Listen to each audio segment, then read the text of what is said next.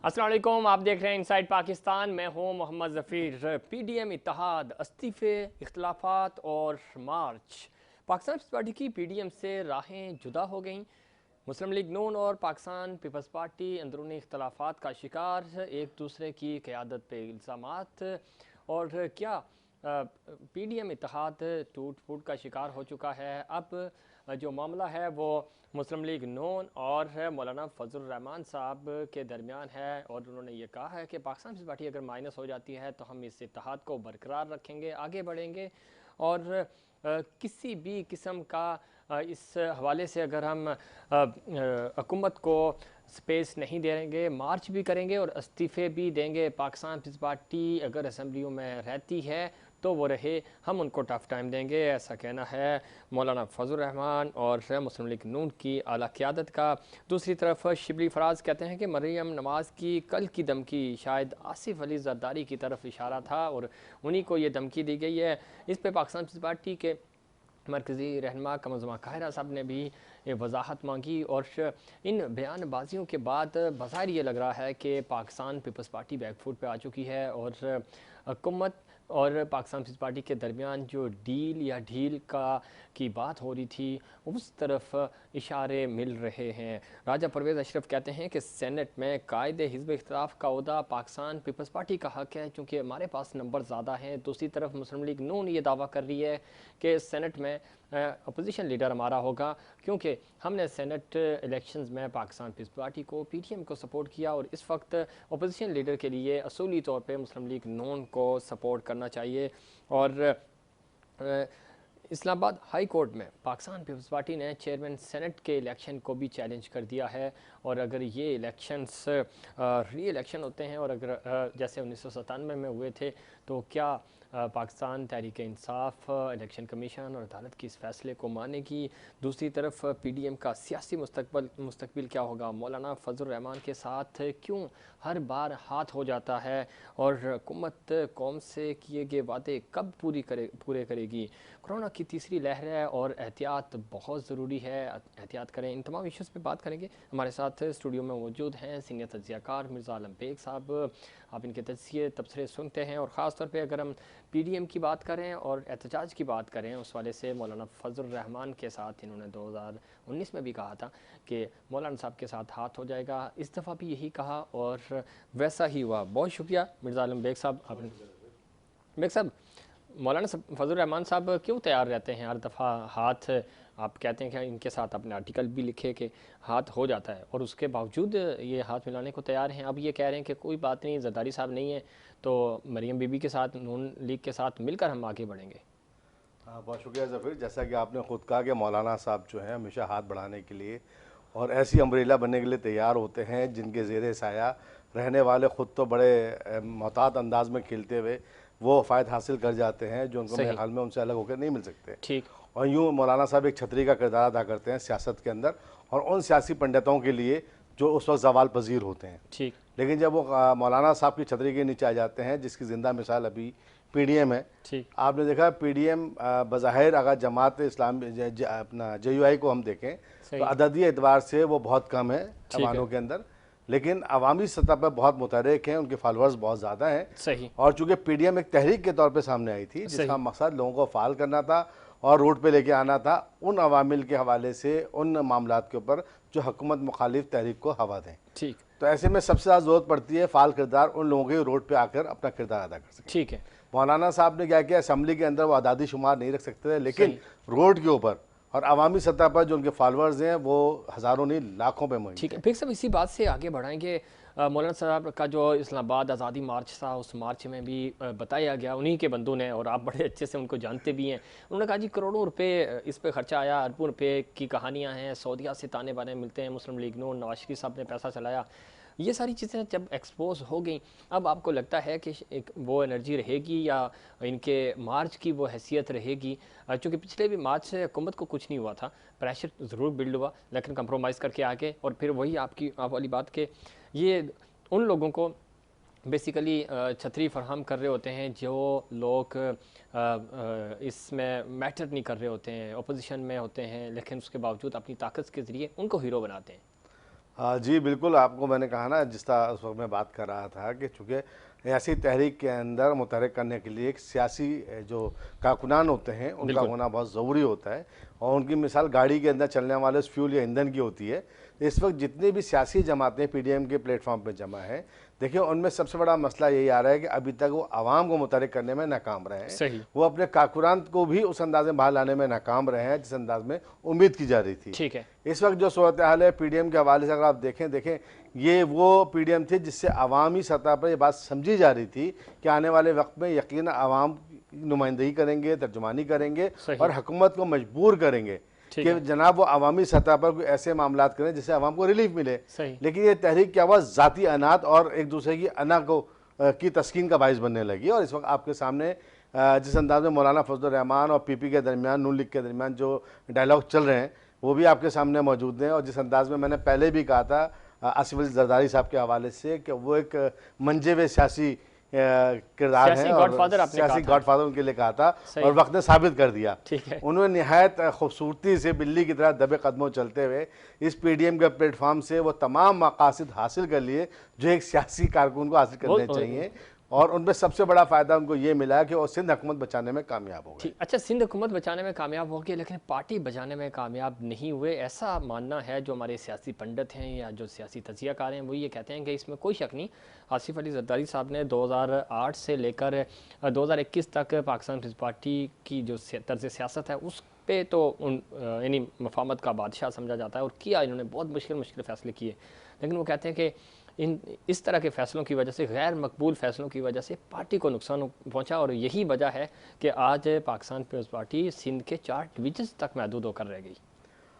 बात आप बिल्कुल सही कह रहे हैं। देखिए, पहले पाकिस्तान पीपल्स पार्टी वफाक की अलामत समझी जाती थी और ना सिर्फ सिंध में बल्कि पूरे पाकिस्तान में उसका वोट बैंक था, उसके चाहने वाले मौजूद हुआ करते थे। ठीक है। लेकिन जब जिससे आपने कहा 2008 से 2021 के दरमियान जो फैसले किए गए पार्टी की सतह के ऊपर, ठीक है, वो अवामी सतह पर उनकी मकबूलियत को कमी करने का बाइस बने। ठीक है। वजह है कि देखिए, पीपल्स पार्टी का जो माजी में किरदार रहा है उसका सबसे बड़ा किरदार ये रहा है कि उसने जो भी फैसले किए वो अवाम की तर्जुमानी करते हुए ऐसा ही और बहुत ब्लड फैसले किए, अवामी फैसले किए। लेकिन आज जब हम देखते हैं आसिफ अली जरदारी साहब का किरदार जो है वो सिर्फ एक मफामती ही नहीं है बल्कि वो हिकमत अमली है कि यार देखो, बात यह है कि अगर किसी का घर जल रहा है तो जरूरी नहीं कि आप उसके साथ अपना घर भी जला लो। ठीक है। देखिए, पीपल्स पार्टी वक्त की ज़रूरत थी, वफाक की अलामत थी, लेकिन उसके सामने आज जो सियासी जमातें हैं, खासतौर पर देखें पीटीआई का किरदार आपके सामने है। आज से 22 साल पहले उसने तहरीक शुरू की लेकिन आज वो सफ़े अव्वल की पार्टी और हुकूमत में मौजूद है। ठीक है। बेशक उसके पीछे वो कंट्रोल टावर है जिसके बारे में कहा जाता है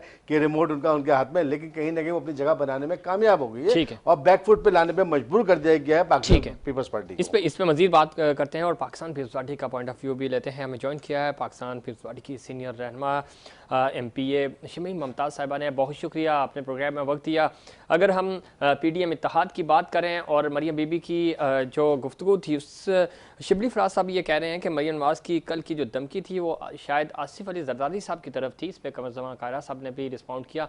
क्या समझती हैं कि क्या PDM इत्तेहाद से पाकिस्तान पीपल्स पार्टी माइनस होती हुई नज़र आ रही है आपको, या आपने रास्ते जुदा कर लिए?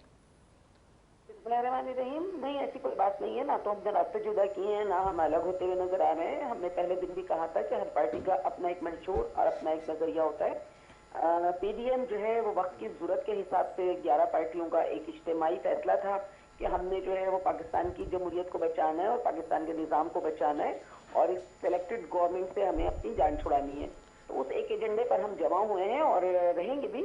लेकिन उसके साथ साथ जिस तरह के हालात पिछले दिनों हुए हैं मुल्क में और सेनेट के इलेक्शन हुए हैं और सेनेट के इलेक्शन में जो कुछ भी हुआ है, धांधली हुई है और हमारे यूसुफ गिलानी साहब के साथ जिस तरह वोटों को कैंसिल करके एक वोट से दूसरे को जितवाया गया है, वो सब सूरत हाल आपके सामने है। और ज़ाहिर है हमारे यहाँ जो है वो जमहूरी तरीका है, कोई बंद कमरे में बैठ के फैसले नहीं होते। चेयरमैन जरदारी साहब जो है मुस्तकिल वो राब्ते में है और एग्जीक्यूटिव कमेटी का इजलास, CC का इजलास और बाकी जो भी फैसले हैं, तो हमारा कोई फैसला तनहा नहीं होता जमहूरी एतबार से, चाहे वो को चेयरमैन आसिफ अली जरदारी साहब करें या चेयरमैन बिलावल भुट्टो जरदारी साहब करें, तो ये हमारा मुश्तरका एक मशवरे से कोई फैसले होते हैं। इसी तरह हम नेक्स्ट भी मुश्तरका मशावरत से पार्टी में। लेकिन शमीम मुमताज़ साहब बिल्कुल आप सही कह रही हैं, लेकिन पाकिस्तान पीपल्स पार्टी इस्तीफे नहीं देगी, ये आपने लास्ट ऑप्शन रखा, एटम बम कहा चेयरमैन पाकिस्तान पीपल्स पार्टी ने इस्तीफों को। लेकिन दूसरी तरफ नून लीग और फजल रहमान साहब कह रहे हैं कि हमने तो इस तरह की कोई बात नहीं की थी, ना ही आखिरी ऑप्शन का रखा। ये जरूर डिस्कस हुआ था कि देखिए ये तो उनको मौलाना फजलुर रहमान साहब को और बाकी उन लोगों को पता होगा जो उस मीटिंगों में बैठते रहे। मैं उस मीटिंग का हिस्सा तो नहीं हूँ, इसलिए मैं नहीं कह सकती, लेकिन मैं अपने बिलावल भुट्टो जरदारी चेयरमैन साहब की जबान पर और उनके बयान पर यकीन रखती हूँ 100% कि अगर उन्होंने ये कहा है कि ये हमारा आखिरी ऑप्शन होगा, जो कि हम हमेशा देखते चले आ रहे हैं, मीडिया भी कह रहा है कि ये हमारा आखिरी ऑप्शन होगा, तो मुझे नहीं पता कि मौलाना साहब अब ऐसी बात क्यों कर रहे हैं इस जगह पर आकर, इस मुकाम पर आकर, क्योंकि यही तय हुआ था कि पहले लॉन्ग मार्च होगा और इस्तीफे जो है बिल्कुल आखिरी ऑप्शन होगा हमारा।